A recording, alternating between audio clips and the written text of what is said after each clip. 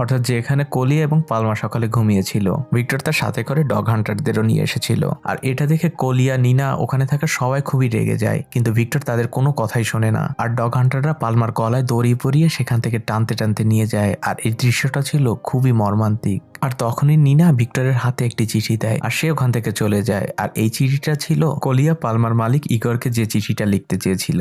Victor যখন বাসায় ফিরছিল তখন সে গাড়ির মধ্যে কোলিয়ার লেখা সেই চিঠিটি বের করে আর সে সেটি পড়তে থাকে। চিঠিটিতে লেখা ছিল, আপনার রেখে যাওয়া কুকুরটি এখন আপনার জন্য অপেক্ষা করছে, প্লিজ আপনি এসে তাকে নিয়ে যান। আর লাস্ট লাইনে আরো একটি সুন্দর কথা লেখা ছিল, হোক পশু অথবা মানুষ, আপনজন ছেড়ে গেলে সবারই একই রকমই কষ্ট হয়। আপনারাও কি আপনাদের এমন কোনো প্রিয়জন হারিয়েছেন যার জন্য এখনো কষ্ট হয়? তাহলে অবশ্যই আমাকে কমেন্ট করে জানান। যাই হোক, ভিক্টর তার ভুল বুঝতে পারে। সে বুঝতে পারে কোনোভাবেই কোলি এবং পালমাকে আলাদা করা তার একদমই ঠিক হয়নি।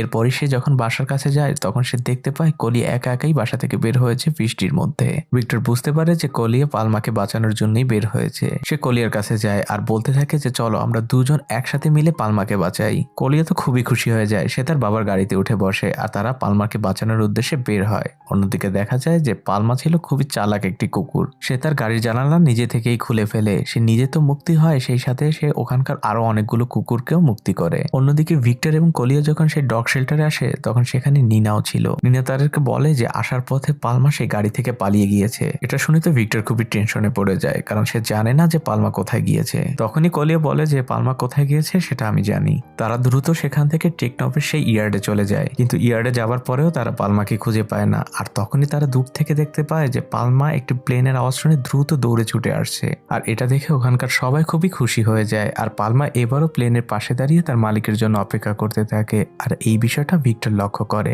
আর সে বুঝতে পারে যে পালমা আসলে ভিতর থেকে অনেক আপসেট। ভিক্টর পালমার জন্য কিছু করতে চায়, তাই সে একজন রিপোর্টারকে ডেকে পাঠায়। রিপোর্টার পালমার ছবি তুলে পেপারে ছাপিয়ে দেয়। আর এটা দেখে জুরিনা ভিক্টরকে ডেকে পাঠায়। ভিক্টর যখন তার রুমে যায় তখন সে ভিক্টরের উপর অনেক রাগারাগি করতে থাকে আর সে বলতে থাকে যে তুমি কোনোদিন ইন্টারন্যাশনাল পাইলট হতে পারবে না। আর এটা বলার মধ্যেই জুরিনার কাছে একটি কল চলে আসে। আর এই কলটি ছিল সেই মিনিস্টারের, যাকে আমরা মুভির শুরুতেই দেখেছিলাম। সে ভিক্টরের অনেক প্রশংসা করতে থাকে আর সে এয়ারপোর্টেও চলে আসে অনেক রিপোর্টার নিয়ে। সে আসলে চাচ্ছিল একটি পাবলিক সিম্প্যাথি অর্জন করতে। সে রিপোর্টারদের কাছে বলতে থাকে যে পালমার মালিক যেই হন না কেন প্লিজ পালমাকে এসে নিয়ে যান। আর এইসব মিনিস্টার করেছিল তার নিজের স্বার্থের কারণে। আর এটাই তো আমাদের সমাজের মানুষদের বর্তমান চরিত্র, যেটা কিনা ওই কুকুরটির নেই। যাই হোক, এভাবেই কিছুদিন কেটে যায়। কোলি এবং পালমার মধ্যে এখন বন্ধুত্ব আগের থেকে অনেক ভালো হয়ে গিয়েছে।